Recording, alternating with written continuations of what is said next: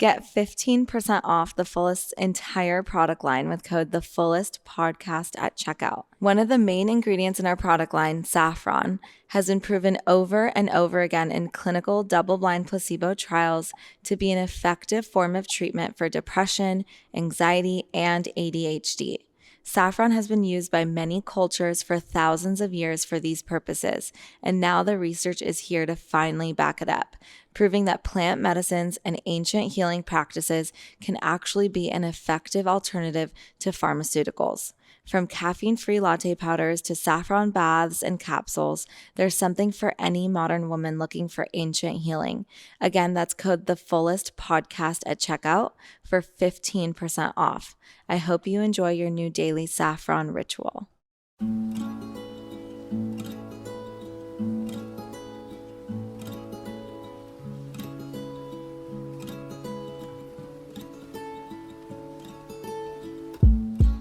Hi, everyone. Welcome to the Fullest Podcast. I'm your host, Nikki Bostwick, and today's guest is Shabadpreet, who's the CEO of Rama Institute for Applied Yogic Science and Technology. They have locations in LA, Mallorca, New York City, and they're virtual on Rama TV online. At the side of her teacher and Rama's founding CEO and someone who I deeply cared about, Guru Jagat, for 8 years, from shortly after the opening of Venice flagship to Guru Jagat's sudden and unexpected death in 2021, Shabadpreet served as Guru Jagat's chief of staff. That's how I met you, Shabadpreet, and she implemented Guru Jagat's trailblazing vision and supported the fruition of Rama's physical and digital expansion from a wellness startup to an internationally recognized global phenomena. With the passing of Guru Jagat, Shabadpreet continues Rama's mission as a crossroads of consciousness, well-being, and creation culture. Known for her healing approach, Shabadpreet can also be found teaching in our Kundalini trainings and in their 3 global women's programs. Hi, Shabadpreet. Thank you so much for joining us today.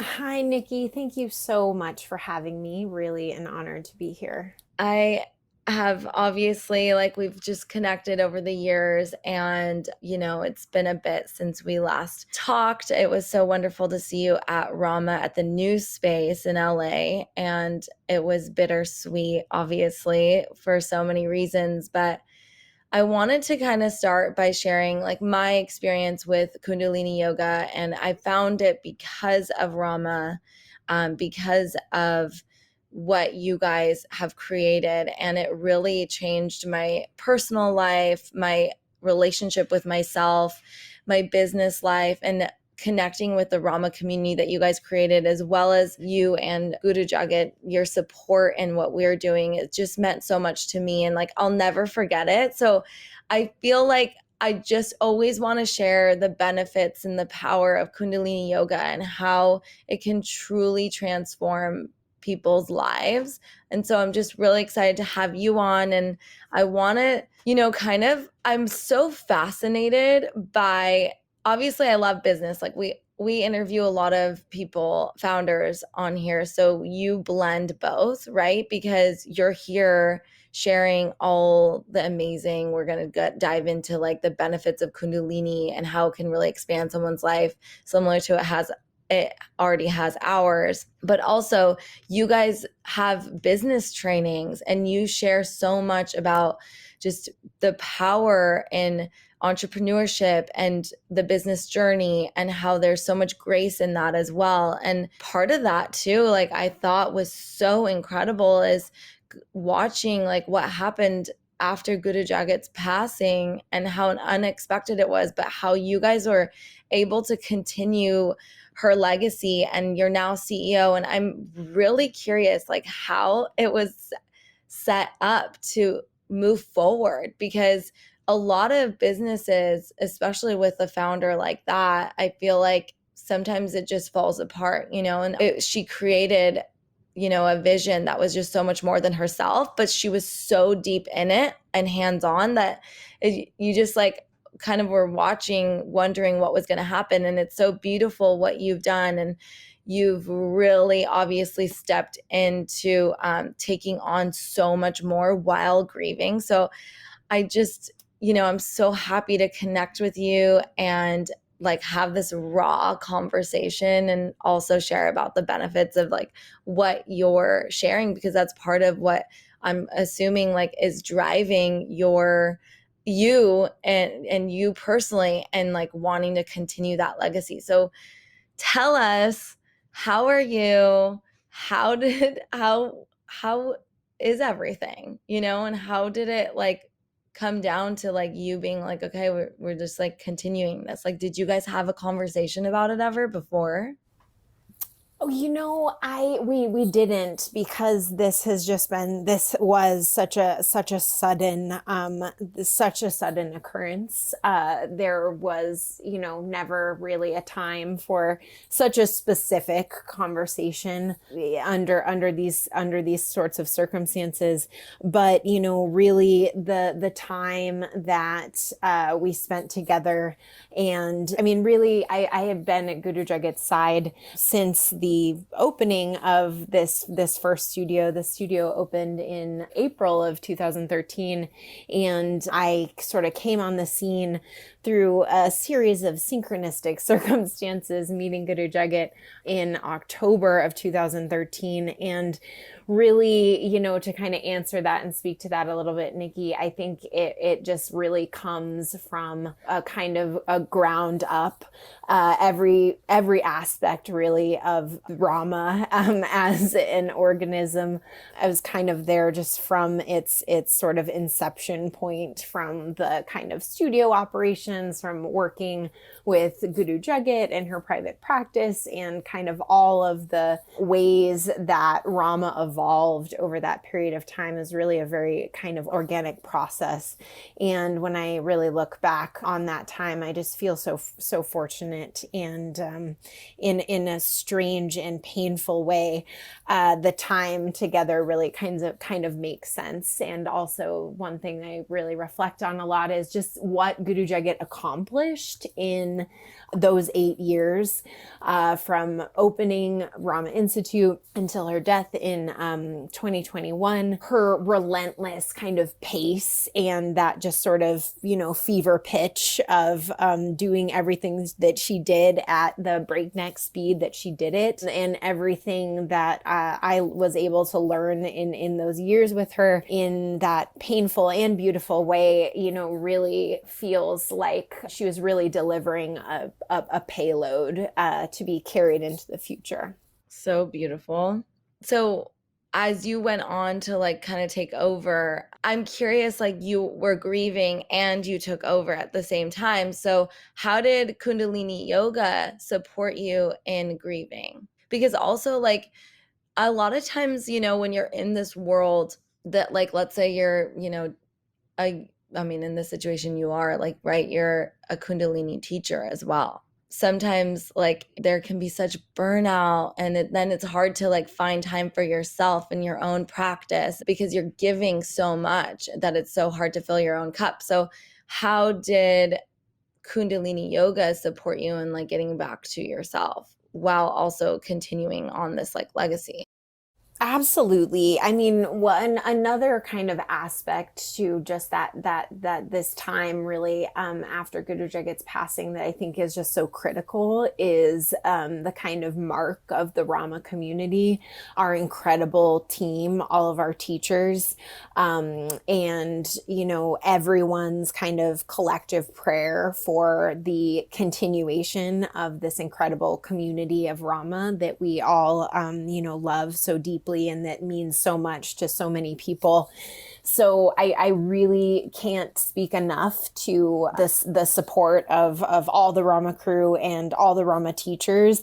And really, despite the obvious kind of grief and loss of and just shock really of Guru Jagat's passing in a strange way, but not so strange, the mission never changed. And I think that really just speaks to the kind of team and the kind of essence of what Rama is, and the sort of mission that Guru Jagat was set on accomplishing, and that, you know, we are also carrying forward. And like you say, a testament to the practice. I mean, the just a regular kind of practice can really become a framework that is supportive in so many ways for whatever it is that you might be growing in your own life. And so obviously this was, you know, a major anchor for me since Guru Jagat's passing. Kundalini Yoga is just so adaptogenic. It really works and supports in the same kind of way that adaptogenic herbs are, right? Where it really goes, the energy goes where you need it. And so I definitely have just been so grateful for the anchor of the mission of Rama and the anchor of this incredible practice. You know, it's really taken me kind of deeper than I ever imagined. And the other kind of aspect of you know, our experience, just for a little feel behind the scenes here at Rama, is that I really, you know, feel and deeply connect to every time I practice, is just that essence and presence of Guru Jagat in our new space, in everything as we move forward. This has absolutely been just, you know, a giant support. I love that. I love that. You know, the adaptogenic piece, it's so true. It's like, it gives you what you need, especially when it's, you like really are focusing on specifics too. It's like very general, but also very specific. And so I love thinking about it that way. But for those people who are listening who may not have heard or have ever practiced Kundalini Yoga, can you share what makes it different from other forms of yoga like Vinyasa or Ashtanga? Absolutely. The root of yoga, of all of these various kind of branches of yoga, really comes from the same place. But Kundalini Yoga specifically, what really sets it apart is the integration of these kind of four pillars of practice: the physical yoga, the meditation, the sort of yoga of the mind, if you will, the ability to kind of hold the space of your own mind, your mind stream, the focus, the beam of your own mind, breath, and mantra. So all four of these very powerful technologies are integrated inside this one practice, and that is definitely part of what makes Kundalini Yoga such a powerful and really practical practice. And you know, other aspects of Kundalini Yoga that are kind of distinguishing from other forms of yoga, Kundalini, and this is so relevant, I think, to these times on the planet, and what's kind of necessary for upkeep and happy humans at this time. But the glandular system and the endocrine system, Kundalini Yoga really affects the endocrine system. And the endocrine system is responsible for all of the different hormonal patterns, reactions in the body, also the brain chemistry, and these things, hormones, brain chemistry, these are very subtle but very powerful and highly influential, you know, essential processes that happen in the body. Kundalini Yoga regulates the glandular system. So it brings this level of regulation, balance, daily, you know, healing, vitality to all of those baseline, most essential processes, chemical processes in the body. So this is really, I think, the kind of effective key of Kundalini Yoga, and why it's so kind of immediately powerful and impactful. I remember when I first started practicing, I had been doing many kinds of yoga. And the thing that struck me immediately in my very first experience with Kundalini was the quick results within 3 minutes, 5 minutes. I was in a very kind of deep, energetic state that normally took a longer amount of time to kind of get into with some of the other practices that I had been working with. And this is really the ability of the practice, the design of this practice to affect the glandular system that really sort of sets it apart from other practices. And along these lines, this anti-aging effect of Kundalini Yoga, and again, this comes back to the glandular system. The glandular system working with the hormones, working with the brain chemistry, of course, is involved with all of the kind of hormonal evolution that a human being will go through from, birth until death. And so naturally, logically, as we age, the glandular system will sort of decrease naturally a little bit in function or change naturally throughout our chronology. And so stimulating the glandular system every day, which you can really do in Kundalini Yoga with a very short practice, as little as, 5 minutes, 10 minutes, or, longer, of course, if you want. But this daily regular stimulation of the glandular system brings you a kind of dose of vitality that maintains the functioning of the endocrine system throughout the lifespan. So a kind of happy side effect of this really you see in longtime practitioners is a kind of different experience of aging. So these are a few of the things that I think really set Kundalini Yoga apart as a very powerful science and practice. It makes so much sense. And some of the things at the fullest that we really believe is this idea of supporting the body and helping to heal itself. And that's like, instead of just throwing a bunch of supplements at it or doing all these things that, I think we as people in modern society think that we need to like lather on all this stuff, right? And like do Yeah. all this external stuff that, yeah, of course, some of it's really great for support. I like, for example, I love saffron, like, but I think that ultimately, going back to plants, plant medicine and also these sorts of practices that you see in Kundalini Yoga, these are things that really are from nature or are intuitively brought to us, like Kundalini Yoga, that support our body's natural inclination to just want to heal itself. Absolutely. And I completely align with that thought process. And it supported me in healing my Hashimoto's. Yeah. So there's a lot of support for thyroid, and a lot of people, especially here in Southern California, we have a lot of thyroid issues. And I believe a lot of it has to do with our environmental stressors. And there's, nuclear power plants down here too that are leaking, and that really affects our thyroid. So whatever we can do to really support, I completely agree. And the other thing is with mental health, and you mentioned that, I really believe, and that's why we chose saffron as a main ingredient in our product line, is because I really believe that mental health is the foundation of wellness.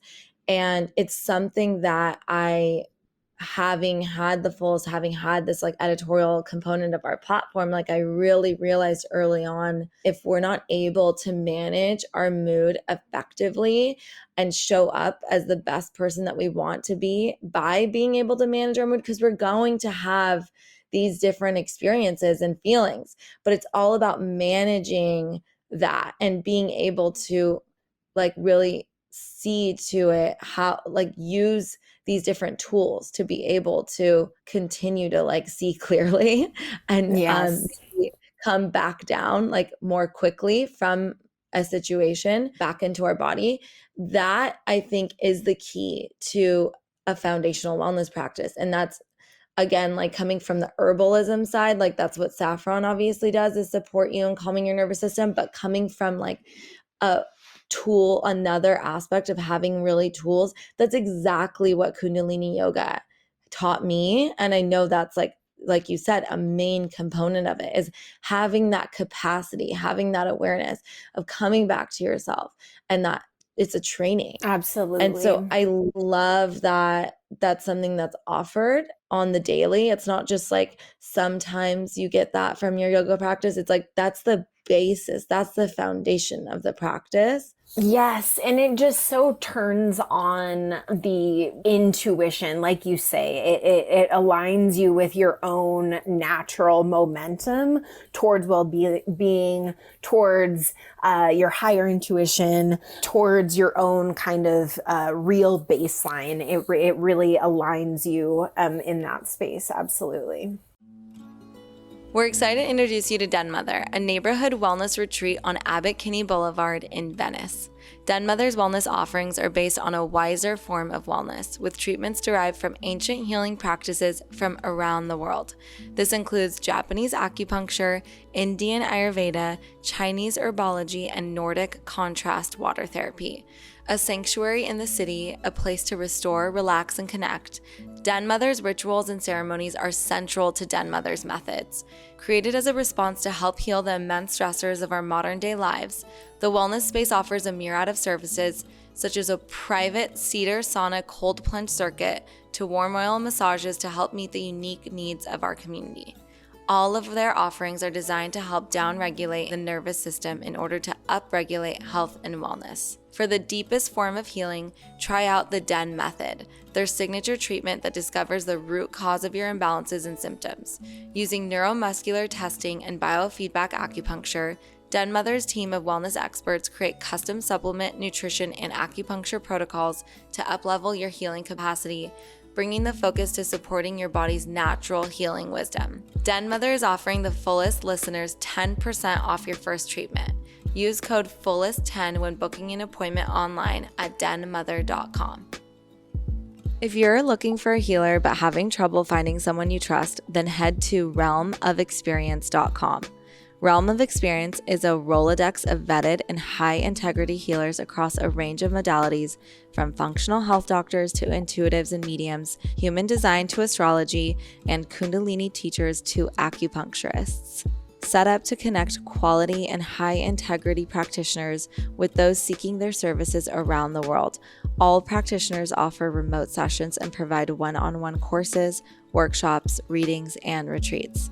Again, head to realmofexperience.com to look for the perfect healer. So why do you think that mental health and anxiety rates are rising? And what are like specific Kundalini tools that can help people manage their mood and mental health? Because like you said, I love the 3-minute, the 11-minute, like little practices.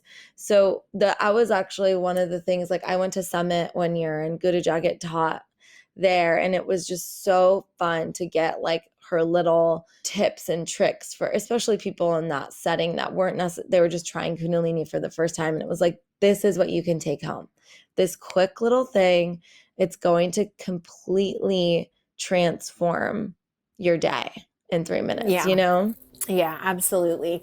Well, I think to speak to your first question, why do we see just such a rise in mental health and anxiety on the planet right now?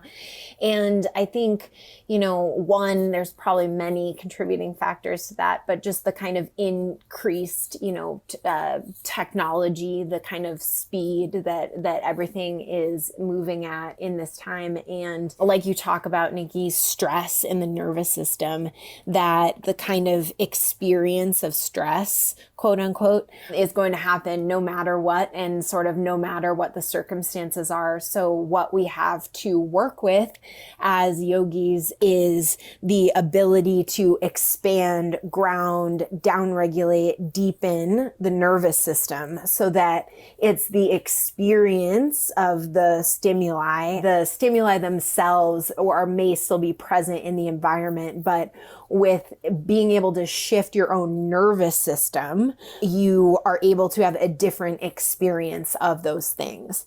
So that really, is the bedrock of what Kundalini Yoga and meditation can provide through the physical yoga practice, through pranayama, through mantra, through meditation. But I think that, that sort of the increase of just the pace of everything and the pressure that people are on, and learning to work with our nervous systems directly, Kundalini Yoga can really hand you that actual tool. And that, I think, is what is just so crucial in this time. And, what I think you guys over at the Fullest are just doing the most beautiful and inspiring job of is people need more than just information. They need tools to bring into their own experience to learn how to create that deepening, that expansion in their own actual nervous systems. It has to be actualized experience, not just information, so that we can actually have a different experience of whatever it is that is kind of unfolding in front of us. And that's really what Kundalini Yoga also is. It's a transportation system from sort of one state of being, something that feels like a fixed reality, that with a small practice, a deep breath, a few minutes of a physical practice, a few minutes of dropping into a meditation, you can actually experience a change in your nervous system, so that you can then actually interface with the world around you, your relationships, your businesses, your family, your children, yourself, whatever it may be, your own sort of experience of your mental well-being, your mood, in an actually different way. You can actually come to the table in a different way. And I think that is, why this practice is really so effective, is it actually puts these actual tools in people's hands. And, in terms of some of the specific tools, I'd love to just share a few with you here on the podcast today, but absolutely recommend anyone who's interested heading over to ramatv.com. That's rama-tv.com, or you can visit us at one of our 3 locations here in Los Angeles and Santa Monica. Beautiful new space there.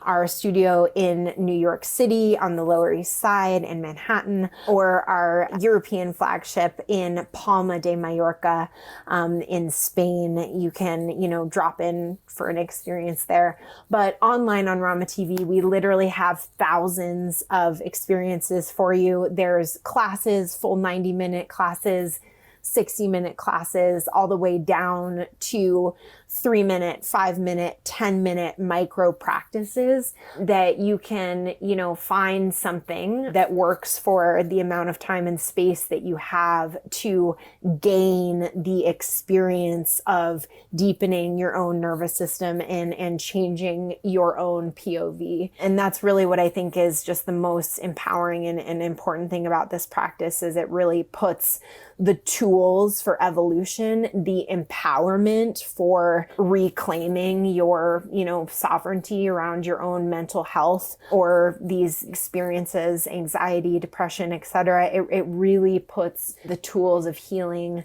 and of having a different sort of experience in your hands. It's really powerful. Yeah. And the thing is, along with mental health and anxiety rates rising, I think one note is, especially, I have a lot of friends that are founders or different women and people that have reached out to me that just have they have this sort of lifestyle that is going to be high stress. It's going to require a lot, right? And it's not, in my opinion, about, yes, lifestyle is so important. And that's having a practice is part of lifestyle, obviously. But I think a lot of times, I think this whole conversation really is about the tools and implementing the tools, because there are going to be a lot of stressors and situations that you just can't get out of.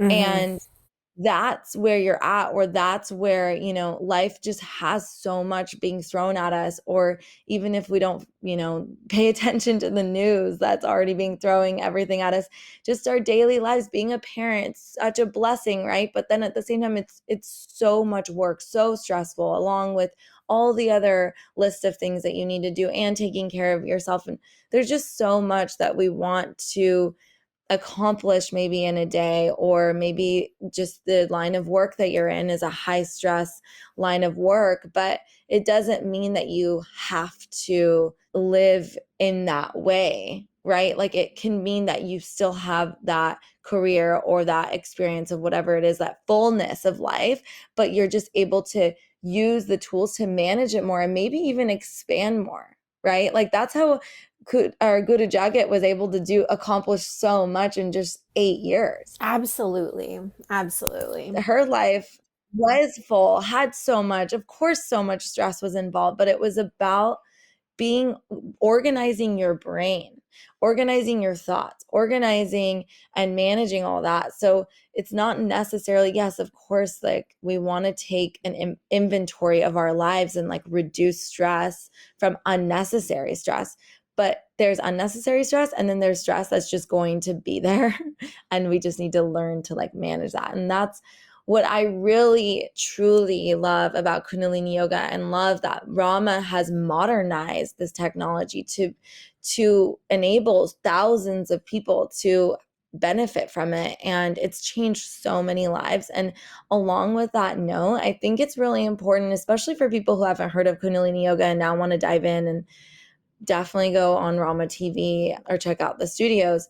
But if you're just going to like simply do a Google search and not necessarily go straight to Rama, you know, people might then like find out, just with any other alternative therapy or any other alternative practice, like, right, like if you want to just go on the internet and just search something, like you might find things that are cons of a situation, right? And I want to address that in this podcast, because I know that there's things that have come up with like the founder of Kundalini Yoga, and like questionable things. And along with that, I'd love your commentary, Shabadpreet, but I guess I want to start just by saying, like, human beings aren't perfect. I think that there are things that can come through people that are still so great and can heal still so many people, that don't necessarily have to be canceled and torn down by also like other actions that were done. And I think we're in such a cancel culture that we're so quick to just like, in any sort of setting, you know, just completely end something and squash it, and have things aren't so black and white like that in real life. And we have to undo that conditioning that society has placed on us, and like really have this like critical thinking and really see through things. Because I think that I know so many people that this practice has supported, and so I know what a powerful tool it can be, and I just don't want it to be overshadowed by something. And I think what's really cool is that Rama is its own thing. And I'm just curious, like, how, if you've responded to people who have been questioning it and whatnot, if you can share a little bit about your thoughts around it, Shabbat Preet. Well, I mean, I think, you know, the proof is in the pudding. And anyone who has really engaged in this practice, that's really something to come back to, the you know, power and momentum of a practice like this, and the various agendas that are interested in keeping tools of healing and of, you know, evolution out of people's hands. And that is really where I return to in this conversation, is the depth of power in this practice. And the proof is really in the pudding, you know? I think that's a really great answer. You know, try it and see how it can support you, and then like make a decision based off of that. Yeah. Yeah. But I love that, again, like you can just go on the website and say, I have 3 minutes. I have just a few minutes. Like, I just want something to support. We have technology literally at the palm of our hands, right? Like, we have our phone with us. You can just use your phone and just do it. And the more that you practice, the more quickly you can find that awareness. And like you said, like go back to your intuition more quickly when you find yourself in like a heated situation. And it requires like going and taking a deep breath and then coming back to, okay, like, do I need something extra? Let me just hop on really quick.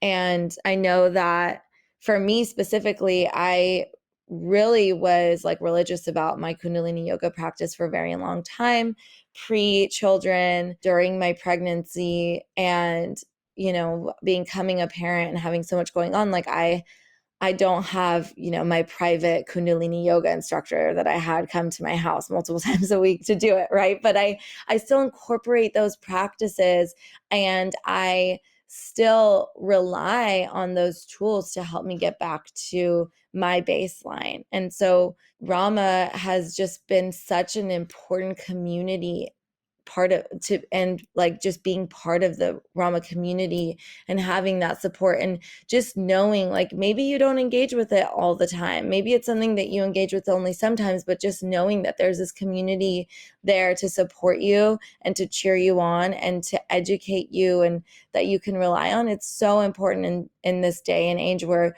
we are mainly like on our own in our homes. We don't go outside. We don't necessarily connect. Like we might go to a coffee shop, but you're not necessarily having these like deep connections. And that's what I absolutely am so impressed by with Rama, is this strong community that you guys have created in such a short period of time.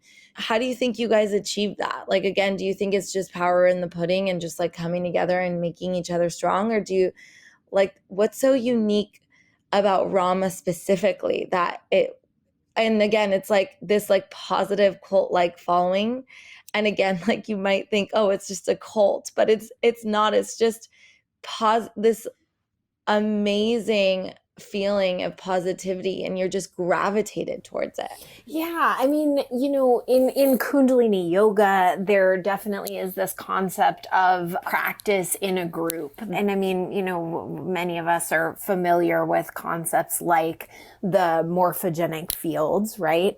This was found in Kundalini Yoga practicing in a community. And one of the reasons why Rama TV, far before the pandemic and before, you know, there were online platforms in the way that are, you know, very commonplace now.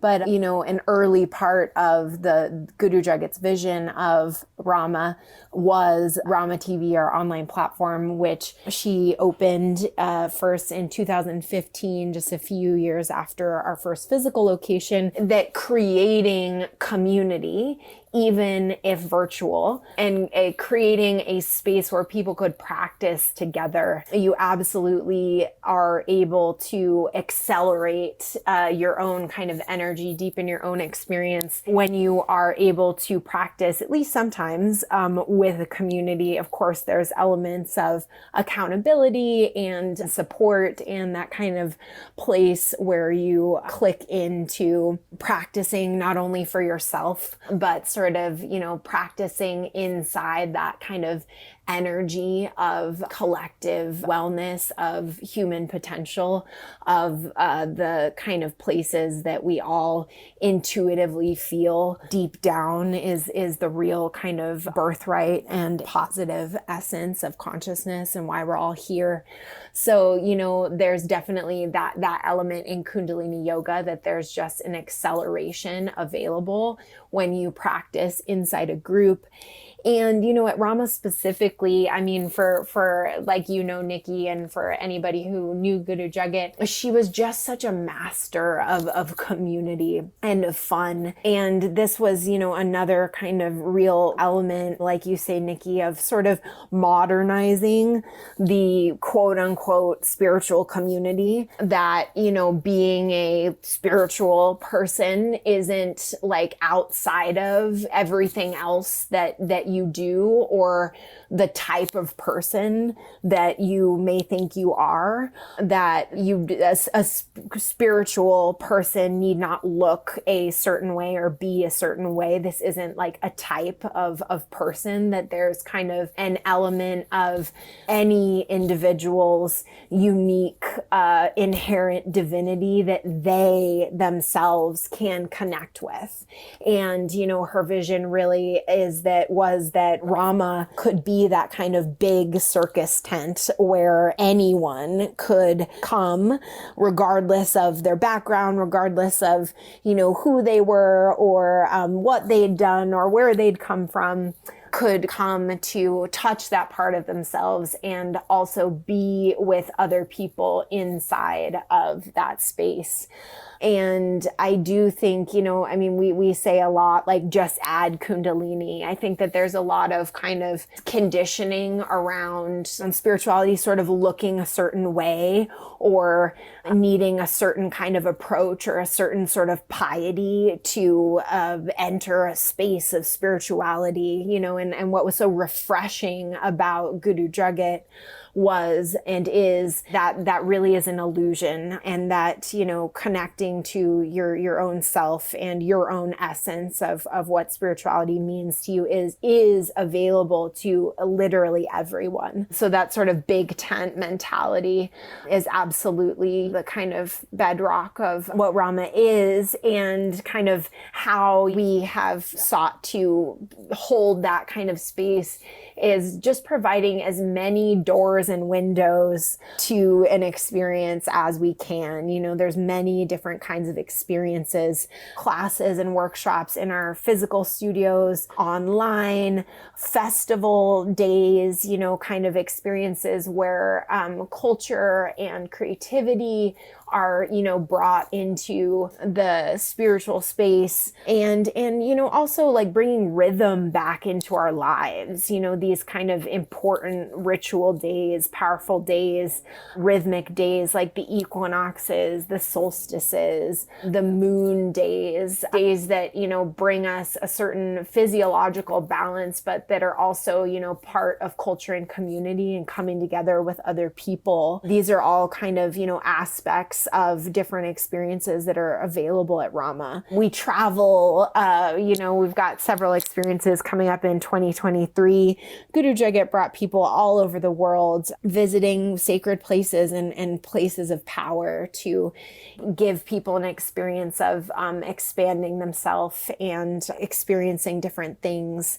And, you know, we're excited. We've got a few of those experiences coming up in 2023, traveling, shopping, meditating, you know, in beautiful and incredible sacred places. So, you know, this is kind of part of the structure of creating moments inside of our everyday lives where it's possible for people in all the ways that, you know, as many unique individuals would and should be able to tap into their own kind of root of, you know, what spirituality is for them as an individual. I love that. I completely agree. I think offering so many different touch points for a community to come together or to explore on their own is a huge part of just like building and sharing, and that's what I love about Rama. And I'm so grateful that you took the time to be with us here today. I appreciate you so much. And if you don't mind just sharing again how people can connect with you guys. We're just so aligned in what we believe. And I strive to do that too with our community, is just offer different ways that we can connect with each other, because we're in a time period where that deep connection is lost. And I just appreciate so much what Rama has built. So definitely let us know how we can support, how we can engage with you, and people listening as well. Thank you so much, Nikki. It's just been such a pleasure to be here today with you, chatting and connecting. Really, thank you so much. Everybody, you can find us at ramayogainstitute.com, rama-tv.com, and on Instagram at Rama Institute. And Nikki will have all this sort of in bio, with, if you will, on the podcast. But those are all the ways that you can find us, and we look forward to seeing you. Thank you so much. We'll talk to you soon, Shabadpreet. Thank you, Nikki. Take care.